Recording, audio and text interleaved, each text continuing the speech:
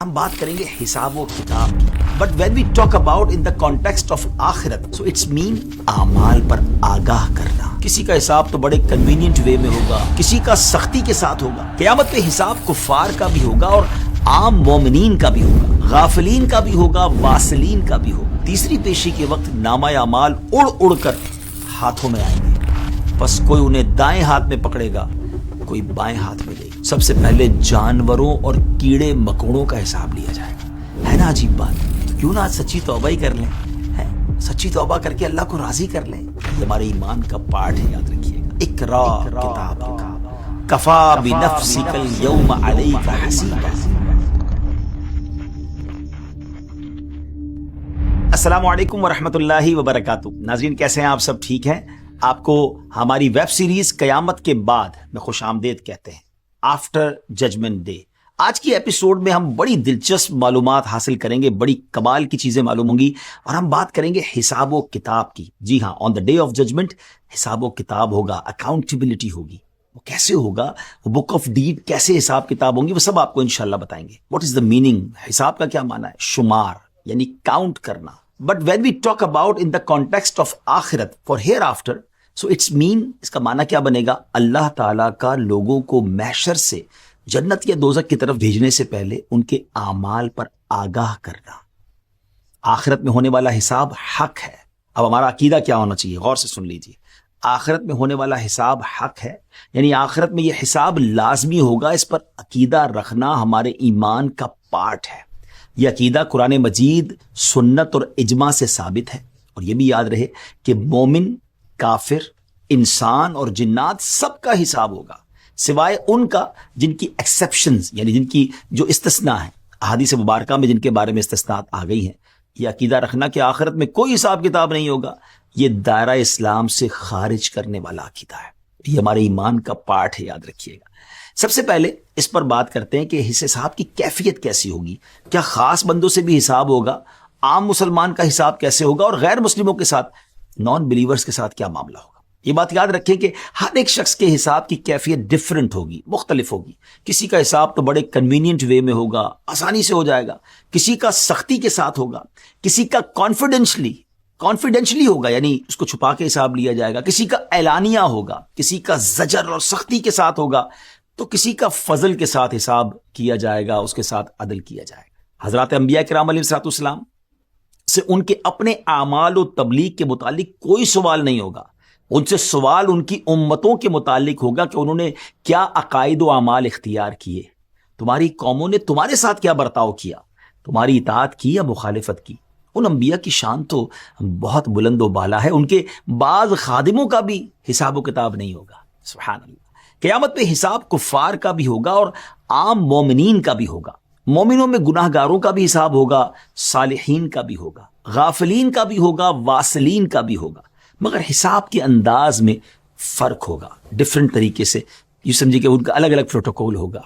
کفار کا حساب انہیں رسوا کرنے کے لیے ہوگا, مومنوں کا حساب ان کی عزت بڑھانے کے لیے ہوگا. دیکھیں نا, کسی کی رپورٹ اناؤنس ہو, اس کو پتا ہے کہ میرے بہت شاندار نمبر ہیں اور میں جناب بڑے اچھے نمبروں سے پاس ہوا ہوں, یا میں پوزیشن ہولڈر ہوں, تو وہ چاہتا ہے میری رپورٹ کا اناؤنسمنٹ ہو. تو کیا خوبصورت جملہ ہم نے سنا کہ مومنوں کا حساب ان کی عزت بڑھانے کے لیے ہوگا. اس لیے مومنوں کے گناہوں کا حساب خفیہ ہوگا اور نیکیوں کا حساب اعلانیہ ہوگا. کفار کے منہ کالے ہوں گے اور مومنوں کے چہرے روشن ہوں گے. کیا شان ہے میرے رب کی. ناظرین, یہ حساب و کتاب ایسا ہے کہ اس پر گواہ بھی پیش ہوں گے, اور وہ گواہ اعمال لکھنے والے فرشتے ہیں, وہ اینجلز جو ہمارے ساتھ ہوتے ہیں اور ہمارے اعمال لکھتے ہیں. اللہ تعالیٰ آخر میں خود بھی بندوں کو ان کے اعمال بتائے گا کہ تم نے یہ کیا تھا. میدان محشر کے حساب اور قبر کے سوالوں میں فرق ہے. قبر میں صرف 3 سوال ہوں گے, مگر حشر میں جیسا بندہ ویسا اس کا حساب. اللہ کریم ہم سب کو بے حساب بخش دے. یاد رہے کہ قیامت کے دن اللہ کے حضور لوگ 3 بار پیش ہوں گے. پہلی 2 پیشیوں میں لوگ حجت پیش کریں گے. یہ لوگ اللہ کے دشمن ہوں گے, دشمنان خدا ہوں گے. وہ اس لیے جھگڑیں گے کہ وہ اپنے رب کو پہچانیں گے ہی نہیں. ان کے خیال میں وہ اپنے رب سے جھگڑ کر نجات پا لیں گے اور ان کی دلیل اور بات مان لی جائے گی. حالانکہ ایسا نہیں ہوگا, انہیں جہنم میں ڈال دیا جائے گا. تیسری پیشی کے وقت نامہ اعمال اڑ اڑ کر ہاتھوں میں آئیں گے. بس کوئی انہیں دائیں ہاتھ میں پکڑے گا, کوئی بائیں ہاتھ میں لے گا. یہ پیشی مسلمانوں کی ہوگی, اور یہ سب سے بڑی پیشی ہوگی. یہاں ہو سکتا ہے کسی کے ذہن میں یہ بات آئے کہ نامہ اعمال کہاں محفوظ تھے جو اب ہوا میں اڑ کر بندوں تک پہنچے ہیں. تو اس کا جواب یہ ہے کہ سرور عالم صلی اللہ تعالیٰ علیہ وسلم نے فرمایا تمام اعمال نامے عرش کے نیچے ہیں. جب قیامت کا دن ہوگا تو اللہ پاک ایک ہوا بھیجے گا جو اعمال ناموں کو اڑا کر کسی کے دائیں اور کسی کے بائیں ہاتھ میں پہنچا دے گی. اور نامہ اعمال کی پہلی لائن یا آپ ہیڈنگ کہہ لیں, تحریر کیا ہوگی؟ فرسٹ لائن اقرا کتابک کفا بنفسک الیوم علیک حسیبا. فرمایا جائے گا کہ اپنے نامہ اعمال پڑھ, آج اپنے متعلق حساب کرنے کے لیے تو خود ہی کافی ہے. اس روز وہ شخص بھی پڑھے گا جسے دنیا میں پڑھنا نہیں آتا تھا, یعنی جو شخص دنیا میں جاہل تھا, پڑھنا لکھنا نہیں جانتا تھا, وہ بھی پڑھ لے گا. نامہ اعمال ملتے وقت لوگوں کی بڑی عجیب کیفیات ہوں گی ناظرین. ایک شخص کو اس کا کھلا ہوا نامہ اعمال دیا جائے گا تو وہ عرض کرے گا اے میرے رب, میری فلاں نیکیاں جو میں نے کی تھی کہاں گئیں؟ میں اپنی بک آف ڈیڈ میں, اپنے نامہ اعمال میں اسے نہیں دیکھ پا رہا ہوں. رب تعالیٰ ارشاد فرمائے گا چونکہ تو نے لوگوں کی غیبت کی تھی وہ سب نیکیاں مٹا دی گئی. ناظرین واقعی کچھ گناہ ایسے ہیں کہ نیکیاں ٹرانسفر ہو جاتی ہیں. حسد کرنے والے کے بھی بارے میں فرمایا نا کہ حسد اس کی نیکیوں کو ایسے کھا جاتا ہے جیسے آگ لکڑی کو کھا جاتی ہے. اسی طرح غیبت کرنے والا جس کی غیبت کرتا ہے اس کی نیکیاں اس کے اکاؤنٹ میں ٹرانسفر کر دی جاتی ہیں. تو کتنی بڑی بے وقوفی ہے کہ آج کے دور میں نیکی کرنا ہی مشکل ہے اور بندہ ایسے گناہ کرے کہ اس کی جناب نیکیاں ہی تباہ کر دی جائیں.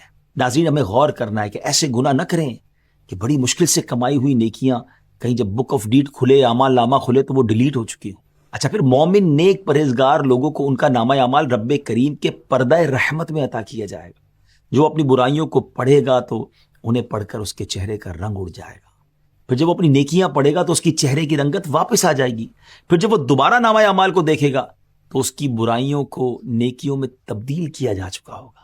اس وقت بندہ انتہائی خوشی کی حالت میں اپنی جماعت, اپنے اہل خانہ اور قرابت داروں سے کہے گا. قرآن پاک میں آیت موجود ہے جس کا ترجمہ ہے لو میرے نامہ اعمال پڑھو, کیونکہ اب تو اس کے گناہ نیکیوں میں بدل گئے ہوں گے نا.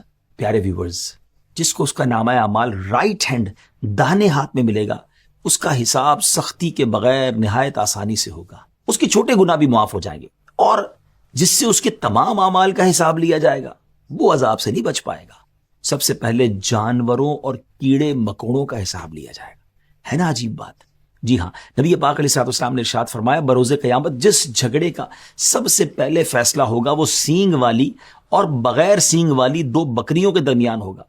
جب جانوروں اور کیڑے مکوڑوں کے درمیان فیصلہ ہو جائے گا اور کسی کا کوئی حق باقی نہیں رہے گا تو ان کو مٹی بنا دیا جائے گا. پھر انسانوں اور جنوں کو اٹھایا جائے گا اور اللہ پاک ان سے حساب لے گا. تو غیر مسلم تمنا کرے گا کہ کاش میں مٹی ہوتا, مجھے اٹھایا نہ جاتا, مجھے دوبارہ حساب کتاب نہ دینا پڑتا. اس کے بعد سب سے پہلے حضرت اسرافیل علیہ السلام کو بلایا جائے گا. ان کا رب ان سے فرمائے گا تم نے میرے پیغام کے بارے میں کیا عمل کیا؟ کیا تم نے میرا پیغام پہنچا دیا تھا؟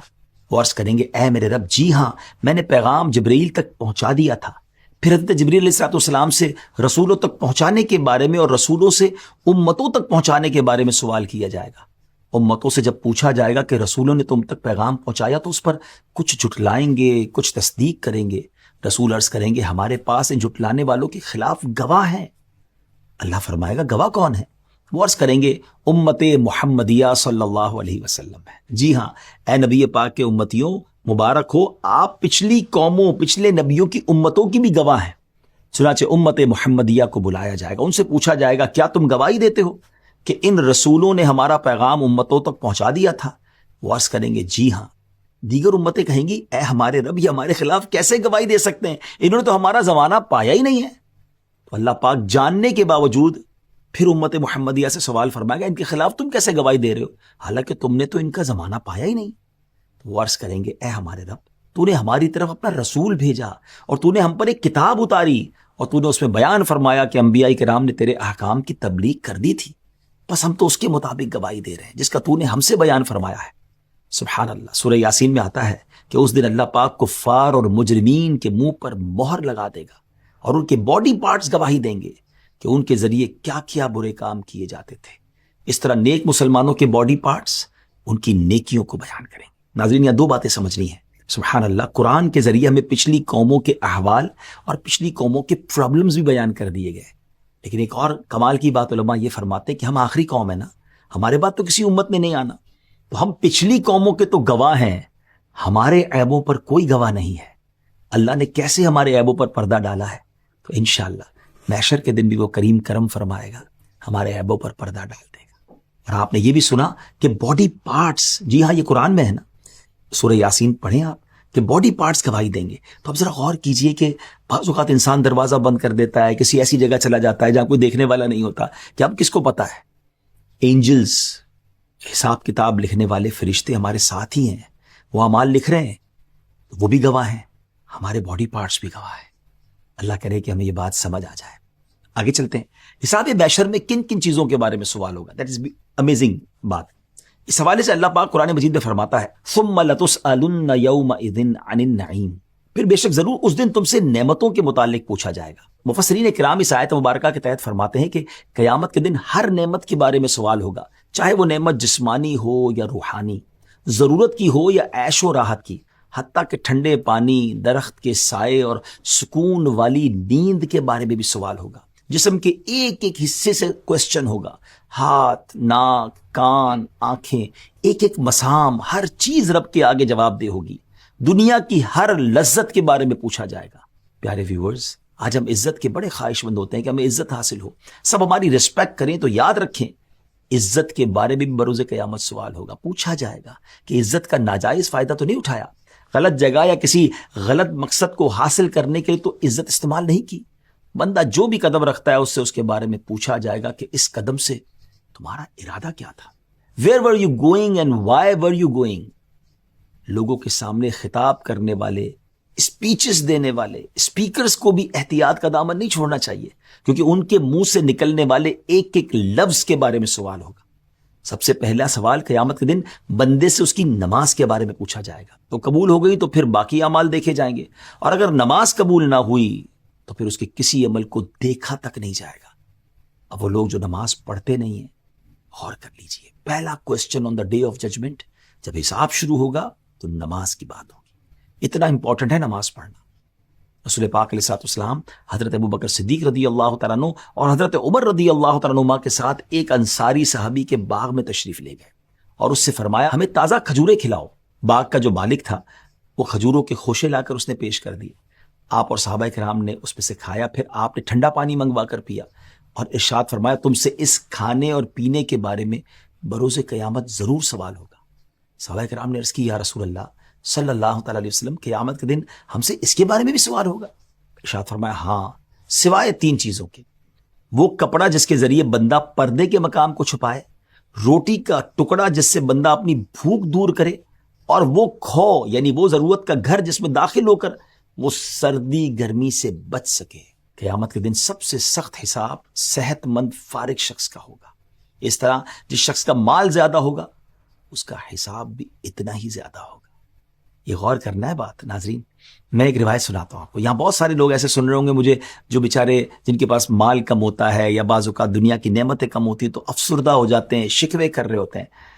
وہ روایت کا مضمون یہ ہے کہ جو اللہ کے تھوڑے دیے پر راضی ہو جاتا ہے، اللہ بھی اس کے تھوڑے عمل پر راضی ہو جائے گا.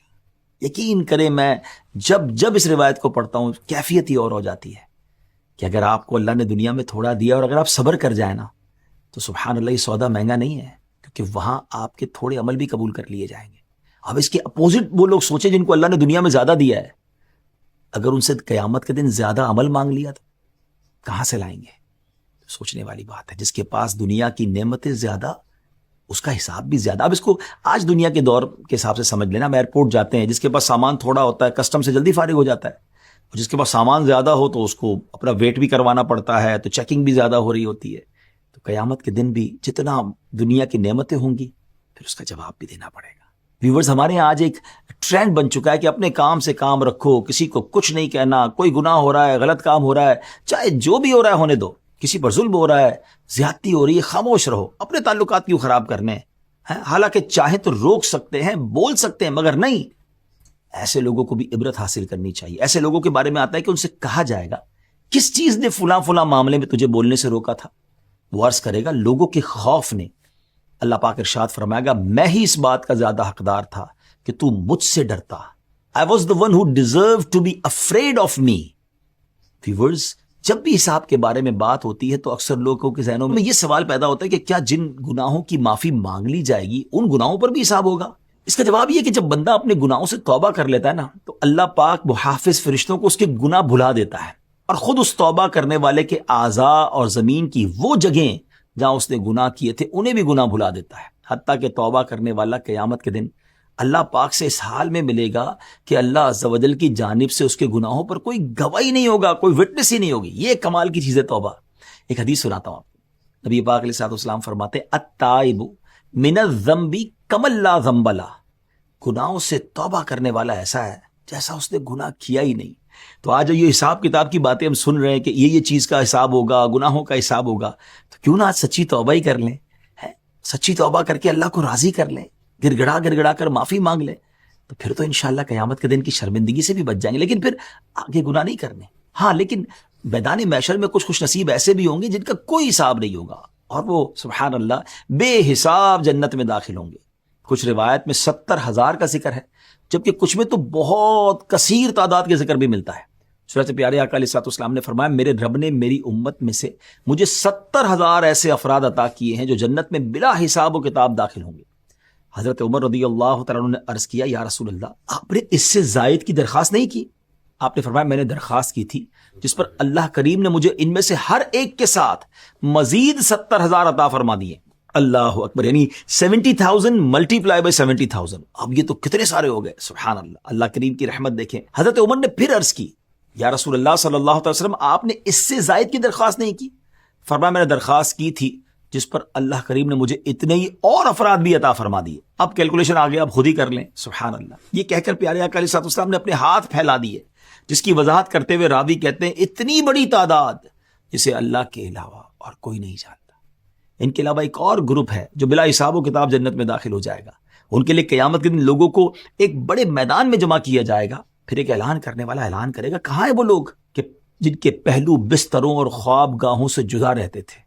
یہ اناؤنسمنٹ سن کر اہل محشر میں سے بہت تھوڑے لوگ جو اہل اسلام میں ہوں گے اٹھیں گے اور اس کراؤڈ سے نکل کر باہر آئیں گے اور حساب کتاب کے پروسیس سے گزرے بغیر ہی جنت میں چلے جائیں گے، اور پھر باقی لوگوں کو حساب کا حکم دیا جائے گا۔ یہ کون لوگ ہوں گے ناظرین؟ یہ اپنی نیندیں قربان کر کے راتوں کو اللہ پاک کی یاد اور مصلی پر گزارنے والے تہجد گزار ہوں گے۔ اللہ اکبر، اللہ کرے تہجد کی نعمت ہمیں نصیب ہو جائے۔ ناظرین اب آئیے اپنے ایپیسوڈ کو اینڈ کی طرف لیے جاتے ہیں۔ وہ اعمال بھی سن لیں کہ جن کی وجہ سے حساب میں آسانی ہوگی۔ جو تنگ دست پر آسانی کرے گا اللہ پاک دنیا اور آخرت میں اس پر آسانی کرے گا۔ جس کا دل لوگوں کے کھوٹ سے پاک رہتا ہوگا اللہ پاک اس کے لیے بھی آسانی فرمائے گا۔ یہ لوگوں کے لیے بری نیتیں، کینہ، بغض، برائیاں نہیں، دل صاف رکھیں، کلیئر رکھیں، لوگوں کے لیے اچھا سوچا کریں، انشاءاللہ قیامت کے دن آسانی ہو جائے گی۔ نبی پاک علیہ الصلوۃ والسلام نے ارشاد فرمایا جس شخص میں 3 خصلتیں ہوں گی اللہ اس کا آسان حساب لے گا اور اسے اپنی رحمت سے داخل جنت کر دے گا۔ آپ بھی چاہتے ہیں نا کہ آسان حساب ہو جائے؟ صحابہ نے عرض کی یا رسول اللہ ہمارے ماں باپ آپ پر قربان، وہ 3 خصلتیں کون سی ہیں؟ ارشاد فرمایا جو تجھے محروم کرے تو اس کو عطا کر، جو تجھ سے تعلق توڑے تو اس سے تعلق جوڑ، اور جو تجھ پر ظلم کرے تو اسے معاف کر دے۔ ناظرین یہ تھوڑا سا مشکل ضرور ہے مگر انعام کتنا بڑا ہے کہ حساب آسان ہو جائے گا اور جنت میں داخلہ مل جائے گا۔ ہم کیا کہتے ہیں جناب اس نے دعوت میں نہیں بلایا، ہم بھی نہیں بلائیں گے، اس نے محروم کیا میں بھی اس کو محروم کروں گا، نہیں، جو محروم کرے اسے عطا کریں، جو ظلم کرے اسے معاف کر دیں، جو توڑے اس سے جوڑیں۔ یہ کر لیجئے، زندگی بھی آسان ہو جائے گی، ہمارے معاشرے میں بھی محبتیں پھیلنا شروع ہو جائیں گی، اور انشاءاللہ قیامت کے دن انشاءاللہ حساب کتاب میں بھی آسانی ہو جائے گی۔ آخر میں ایک بڑی پیاری دعا پر میں اپنے اس ایپیسوڈ کا اختتام کرنا چاہتا ہوں۔ نبی پاک علیہ الصلوۃ والسلام کی دعا ہے، آئیے مل کر للیتے ہیں۔ اللہم ربنا حاسبنی حسابا یسیرا، اے رب کریم ہمارا حساب آسان کر دے، آمین بجاہ النبی الامین۔ اگلے پروگرام میں کچھ اور قیامت کے بعد کے معاملات سنیں گے، اپنی دعاؤں میں یاد رکھیے گا، ہمارے چینل کو سبسکرائب بھی کر دیں، اس ایپیسوڈ کو شیئر بھی کر دیں تاکہ نیکی کی دعوت آگے بڑھتی رہے۔ ایسی ویڈیو دیکھنے کے لیے ہمارے چینل کو لائک، شیئر اور سبسکرائب ضرور کریں۔